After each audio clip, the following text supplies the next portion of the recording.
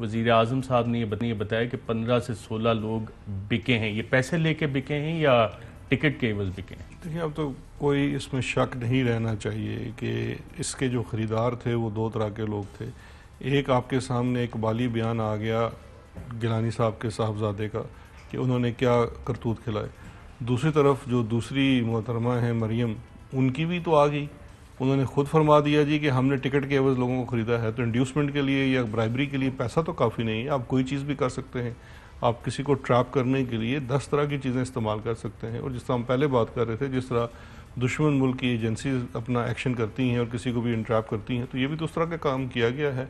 تو اب یہ تمام چیزیں جو ہیں، کیا یہ آپ کو لگتا ہے کہ یہ وزیر اعظم کے نوٹس میں نہیں ہوں گی؟ بالکل ان کے نوٹس میں ہیں. نام پتہ ہے وزیر اعظم کو سارے؟ میرے خیال میں تو ان کو بالکل نام پتہ ہوں گے. آپ کو پتہ ہے نام؟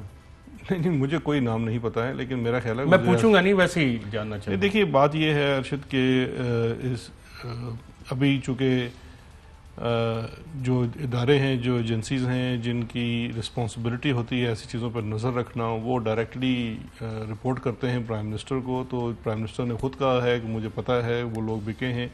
آپ کو خود یاد ہوگا جب وہ پرائم منسٹر نہیں بھی تھے اور 2018 میں کچھ ایم پی ایس بکے تھے، تو اس وقت بھی انہوں نے کہا تھا بکے ہیں، اور میں نے خود ثبوت دیکھے ہیں. اسی کی بنیاد کے اوپر ان کو پارٹی سے نکال دیا گیا تھا. اور آپ بھی کچھ عرصہ پہلے آپ نے ہی اس طرح کی کچھ ویڈیوز کو بریک کیا تھا.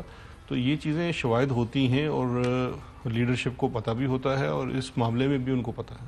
وزیر اعظم نے یہ بھی کہا کہ الیکشن کمیشن کو چاہیے کہ ایجنسی سے بریفنگ لے، پتہ لگے گا کتنے پیسے چلے.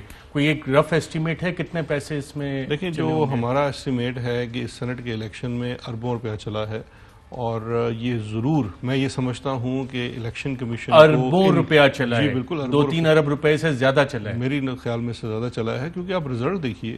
یہ جو جس الیکشن کو، جس اسلام آباد کی ایک سیٹ کو پوری یہ جو فضلو بابا اور 40 چوروں کی ایک جماعت بنی ہوئی ہے، جو بھی تھوڑی دیر پہلے کچھ فرما بھی رہے تھے قوم سے، انہوں نے اس کے لیے پوری پلاننگ کی ہوئی تھی، بڑی ایک فنڈ ریزنگ کی ہوئی تھی. کیش کا استعمال کیا جا رہا تھا. ہماری اطلاع میں تھا کبھی پشاور کیش پکڑی جا رہی تھی، کبھی اسلام آباد میں چھاپے مارے جا رہے تھے، اور یہ کیش ٹرانسفر ہو رہی تھی.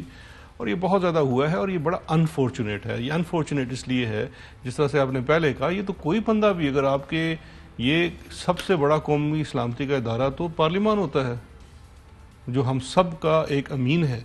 اگر اس کے اندر اس طرح کی ڈسرپشن کرنا اتنا آسان ہے کہ کچھ ارب روپے اکٹھے کر کے آپ اس میں سے کچھ بھی نکال سکتے ہیں، تو یہ ایک بہت بڑا لمحہ فکریہ ہے.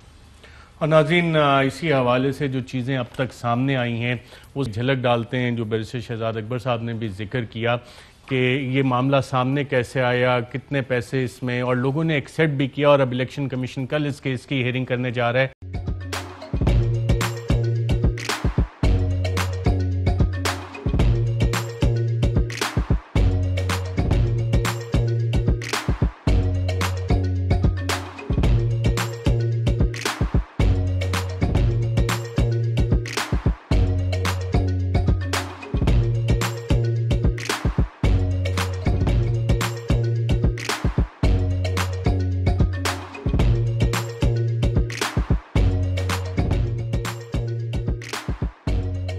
بدلاً من توفير 来自阿拉巴马州的一名 8-Night Khilone 亚迪尼文